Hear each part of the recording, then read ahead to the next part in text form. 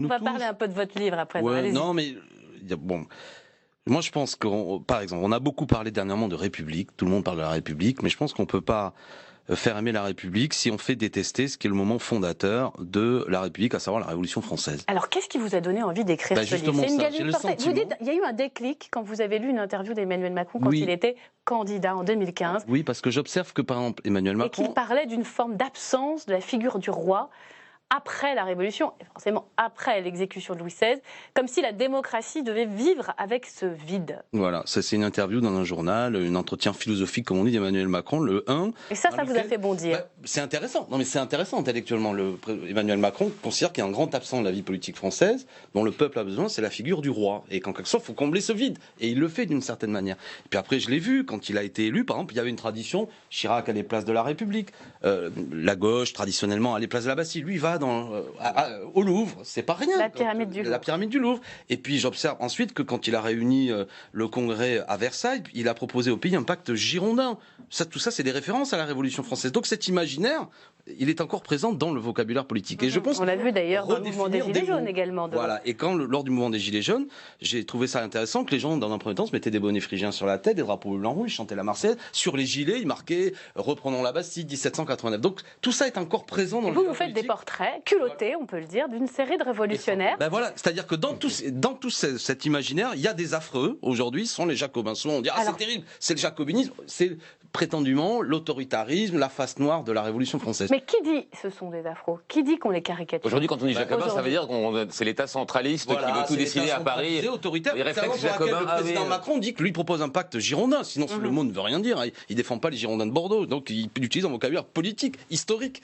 Et ça, regardez, la manière dont l'histoire de France est racontée aujourd'hui, c'est une manière de vous répondre à travers la principale émission du service public. Je pense à ce que fait Stéphane Bern, Secret d'Histoire. Au demeurant, homme charmant, émission tout le monde. 134 émissions depuis 6 ans, des personnages de la Révolution française, sur 134, c'est 4 personnages. 4. Et donc on efface progressivement... Donc il y a une forme de quoi? De nostalgie de l'ancien régime? Nostalgie souvent lacrymale de l'Ancien Régime, les rois et reines, les courtisans, etc., et une présentation sombre de la Révolution française. Et le mot jacobin, là-dedans, devient un espèce de club... Faudrait pas donner des idées aux Français. Voilà, vous avez raison. Les jacobins sont présentés comme quasiment un club de staliniens en herbe, ceux qui annoncent le totalitarisme, alors qu'en vérité, quand on y regarde, c'était un endroit de réflexion intellectuelle où des grands droits universalistes ont été pensés, l'égalité entre les citoyens, où toutes les promesses de 1789 ont été imaginées, où c'est quand même là qu'on a donné l'émancipation des Juifs, où c'est là où on a réfléchi pour la première fois à l'abolition de l'esclavage, c'est là où la question sociale a été posée, l'idée qu'il fallait une république qui n'était pas évidente au début de la Révolution française d'ailleurs. D'ailleurs, je vous renvoie à la notule, à votre portrait de Robespierre, que vous admirez, mais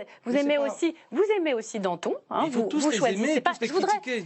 Il ne faut pas les oublier, les caricaturer, c'est ça mon point. Peut-être d'un mot, vous nous parlez d'un premier député noir pendant la Révolution. On l'a choisi lui, on va voir son portrait. Vous nous en dites 2 mots, puis on renvoie à votre livre après. 2 mots parce que c'est... Merci d'avoir... Il s'appelle Jean-Baptiste Bellay. La Révolution française va abolir l'esclavage le 4 février 1794. C'est-à-dire que la déclaration des droits de l'homme en 89, il faut 5 ans pour y arriver. Parce que c'est beaucoup de débats. Parce qu'évidemment, il y a un enjeu avec Saint-Domingue, les colonies, si on abolit l'esclavage, l'Angleterre risque de mettre la main dessus. Bref, tout ça prend du temps.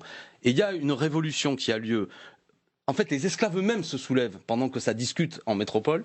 Et en 29 août 1793, à Saint-Domingue, les esclaves, libres dans une révolution d'esclaves, abolissent l'esclavage et ils envoient des représentants à la Convention pour dire ça. Et Jean-Baptiste Bellay, qui était esclave, est le premier député noir, ancien esclave qui vient. Il y a un tableau magnifique, je termine là-dessus, qui actuellement est à Versailles, qui le représente en tenue conventionnelle, de Girodet, vous avez là un extrait. Et j'ai demandé à Richard Ferrand, et je pense qu'on sera peut-être tous d'accord, ce serait magnifique que ce tableau, il revienne ici. Et l'appel est lancé. Je trouve que c'est un magnifique symbole de dire que cet homme qui a été esclave a été le premier député de couleur. Et je trouve que c'est pour faire aimer la République, pour faire aimer la Révolution française, ça doit s'incarner.